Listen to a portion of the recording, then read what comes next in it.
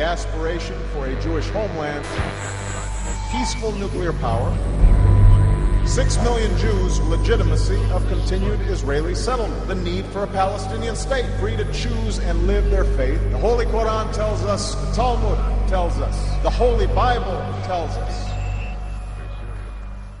We cannot impose peace. Two peoples with legitimate aspirations, each with a painful history that makes compromise elusive. The United States does not accept the legitimacy of continued Israeli settlements. This construction violates previous agreements and undermines efforts to achieve peace. These statements indicate that, unfortunately, President Obama now fully subscribes to the Arab revisionist version of history.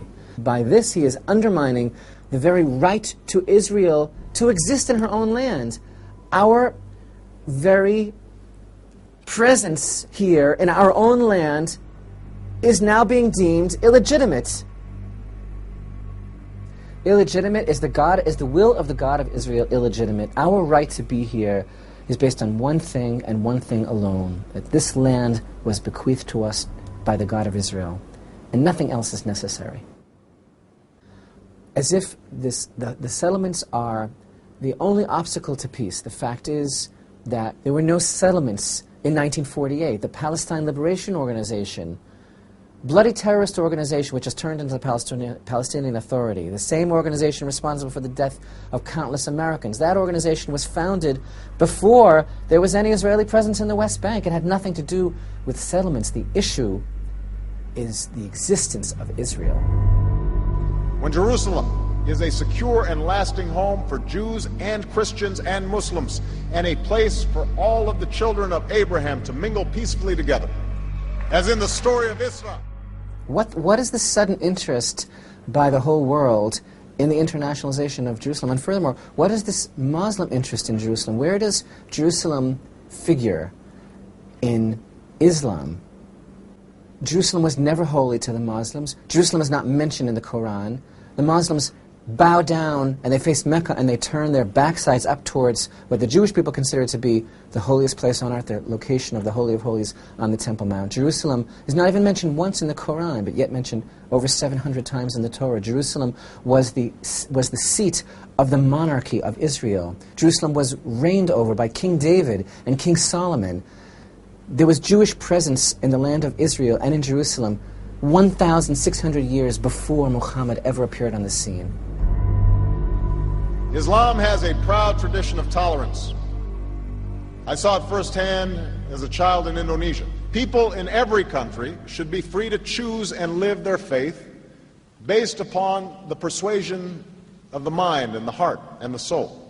You know, you say that Islam has a proud tradition of tolerance. Let me tell you what goes on here in Jerusalem at the place of the Holy Temple, the Temple Mount. If Jews or Christians try to pray there, they are prevented by the Muslims who control the Temple Mount from praying to God. They are physically prevented from praying. They'll be dragged off the mount, they're observed, they're watched, they're searched first before they enter to make sure they don't have any Bible, any sort of paraphernalia. The expression of any other religious sentiment other than Islam is forbidden at the Temple Mount by the Muslim authorities. That's tolerance, that's the proud tradition of the tolerance of Islam. This bond is unbreakable. It is based upon cultural and historical ties, and the recognition that the aspiration for a Jewish homeland is rooted in a tragic history that cannot be denied. Linking the right of Israel to exist in this land with the Holocaust is obscene. It's a perversion of history. And it's such a cynical manipulation of the tragedy of the Holocaust, which was a great tragedy, but it is not Israel's original tragedy. Israel existed in this land long before the Holocaust. The Holocaust was a tragedy. The original tragedy was our exile from this land, which enabled such a thing as the Holocaust to happen. But we are not here out of compassion or pity because of what recently happened to us. We are here because we are entitled to this land. This was the land of King David and King Solomon. In summing up the right to Israel to live as a sovereign nation in her own land, why start history from the Holocaust? What happened to King David? What happened to King Solomon? What happened to the fact that Israel is the land of the Bible? What happened to the fact that Israel had a glorious commonwealth here? That Israel brought to the entire world the message of the one true God? Starting history from the Holocaust? Is that not an obscenity? Tomorrow I will visit Buchenwald, which was part of a network of camps where Jews and any nation, including Iran, should have the right to access peaceful nuclear power if it complies with its responsibilities under the Nuclear Non-Proliferation Treaty. So what is the idea here of, on the one hand, telling us that Holocaust denial is a crime, going to lay a rose at Buchenwald, but yet welcoming Iran to the arena of nuclear power, the same country whose official government policy is one of anti-Semitism to the point of calling for the extermination of the State of Israel, the same country which officially hosted a conference on Holocaust denial. I want to know if President Obama was thinking about that when he laid the rose at Buchenwald. The Holy Quran tells us, O mankind, and we have made you into nations and tribes, so that you may know one another. The Talmud tells us the whole of the Torah is for the purpose of promoting peace. The Holy Bible tells us, blessed are the peacemakers.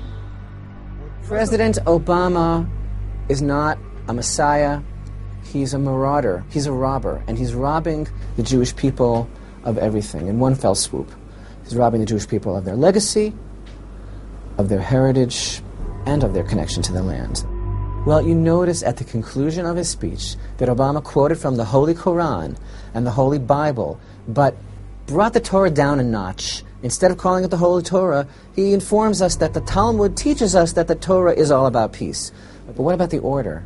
The order, the Torah, Judaism is the mother of all religions.